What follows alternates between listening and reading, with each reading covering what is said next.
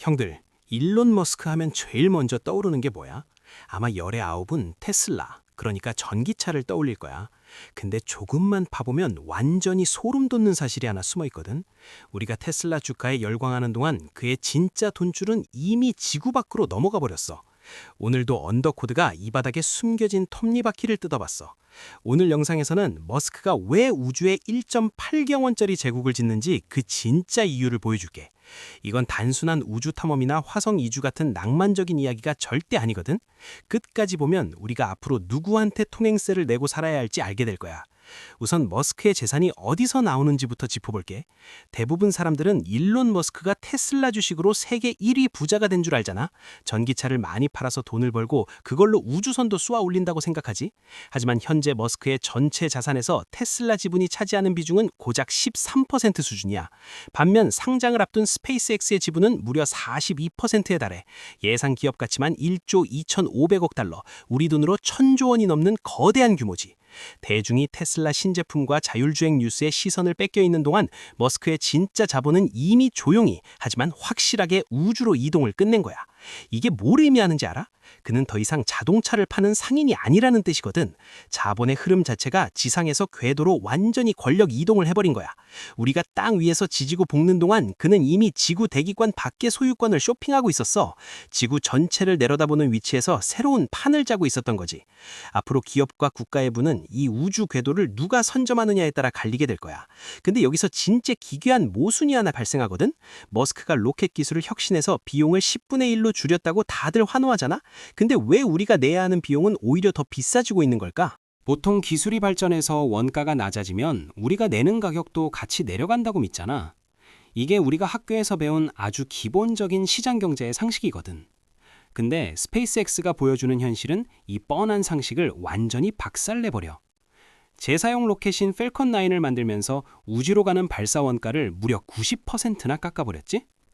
그럼 다른 기업이나 국가가 인공위성을 쏠 때 내는 돈도 10분의 1로 줄어야 정상이잖아. 하지만 놀랍게도 머스크는 고객에게 받는 발사 비용을 오히려 쓱 올려버렸어. 어떻게 이런 기괴한 일이 가능할까? 이게 바로 독점이 가진 진짜 무서운 얼굴이야. 현재 스페이스X는 전 세계 우주 발사체 시장의 80%를 혼자서 꽉 쥐고 있거든. 경쟁자가 아예 멸종해버린 시장에서는 원가를 아무리 낮춰도 가격을 내릴 이유가 없는 거야. 비용 절감이 고객의 혜택이 아니라 오직 기업의 무한한 마진으로 직행하는 구조지. 결국 전 세계의 통신사나 정부조차 우주로 가려면 꼼짝없이 머스크에게 돈을 바쳐야 해. 그가 부르는 게 곧 우주로 가는 통행세의 절대적인 표준 가격이 되어버린 거지. 기술 혁신이라는 화려한 포장지 속에는 이렇게 시장을 장악하는 자본의 진짜 룰이 숨어 있어. 근데 형들, 여기서 멈추면 언더코드가 아니지. 발사체 독점은 그냥 뼈대를 세우는 기초 공사일 뿐 진짜 소름 돋는 건 로켓 안의 알맹이거든. 대체 머스크는 이 독점적인 로켓들로 우주에 뭘 지으려는 걸까? 스타링크는 그냥 인터넷이고 xAI는 챗 GPT 같은 인공지능이라고 보통 생각하잖아. 다들 우주에 뭘 올리면 태양광이나 냉각 같은 기술적인 이유만 떠올리거든. 근데 머스크의 진짜 목적은 땅 위의 모든 규제와 세금을 피해 우주로 도망가는 거야. 지상에서 AI 데이터 센터를 돌리려면 천문학적인 전기세와 탄소세를 감당해야 하잖아. 게다가 각국 정부가 개인정보보호법으로 AI 기업들의 목줄을 꽉 쥐고 통제하고 있지? 그래서 이 모든 지구의 법망이 닿지 않는 우주라는 치외법권으로 서버를 옮기는 거야. 스타링크의 통신망과 xAI의 엄청난 연산 능력이 대기권 밖에서 결합된다고 생각해봐. 국가 통제를 벗어나 일론 머스크 한 사람만 권한을 주는 우주 데이터 센터가 탄생해. 이건 단순한 기술 발전이 아니라 자본이 국가 시스템을 탈출하는 소름 돋는 전력이야. 앞으로 인류의 모든 데이터가 저 우주 감옥에 갇히게 될지도 모르는 기괴한 상황이지. 이 거대한 수직 통합이 완성되면 과연 우리 삶은 어떤 식으로 통제받게 될까? 2040년에 이 제국의 가치가 1.8경원이 된다는 그 무서운 진짜 의미를 이제 풀어줄게. 2040년 스페이스X와 연계된 제국의 예상 가치가 1.8경원이라는 보고서가 있어.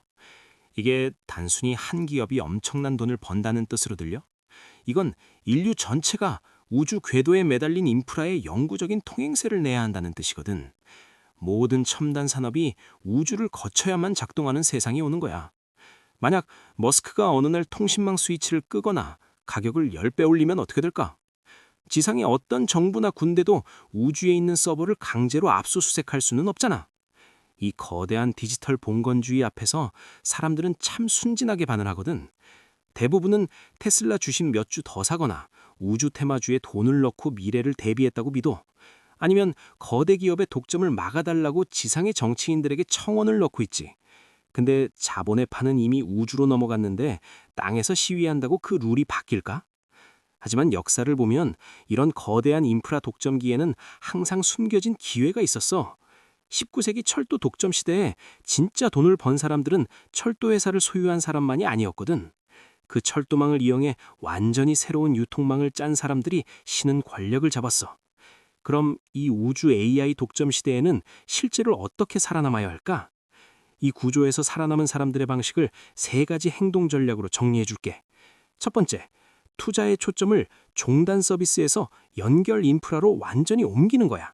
앞으로 진짜 돈은 끝단이 아니라 우주와 지상을 잇는 길목에서 나오거든.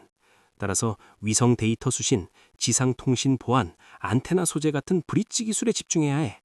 초기 인터넷 시대의 웹사이트가 아니라 시스코 같은 라우터 기업에 투자한 사람들이 승리한 것과 같아.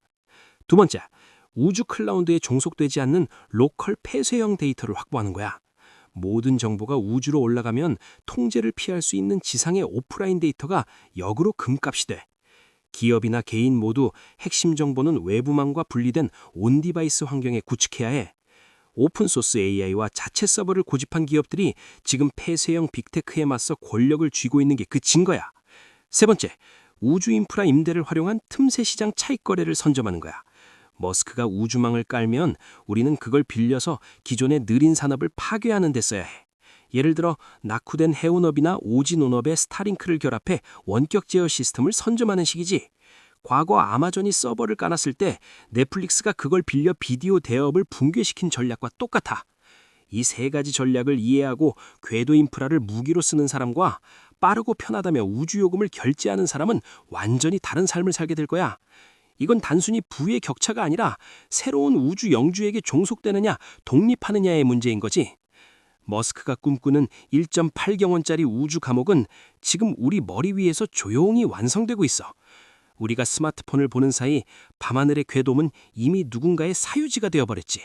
형들, 오늘 밤에 하늘을 한번 올려다봐. 저 위에서 반짝이는 게 진짜 별일까? 아니면 우리가 평생 내야 할 통행세의 청구서일까?